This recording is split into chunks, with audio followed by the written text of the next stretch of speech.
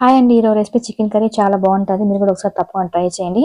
దానికి ముందుగా స్టవ్ పైన ప్యాన్ పెట్టి మసాలా కోసం రెండు టేబుల్ స్పూన్లు ధనియాలు, ఒక స్పూన్ సోంపు, ఒక స్పూన్ మిరియాలు, చెక్క, లవంగాలు, ఇంకా మరాఠీ మొగ్గ వేసుకొని ఒకసారి 1 నిమిషం పాటు బాగా ఫ్రై అవ్వాలి. తర్వాత అందులోని 1 టేబుల్ స్పూన్ గసగసాలు, 2 యాలక్కాయలు వేసి ఫ్రై చేసి పక్కన పెట్టుకోవాలి.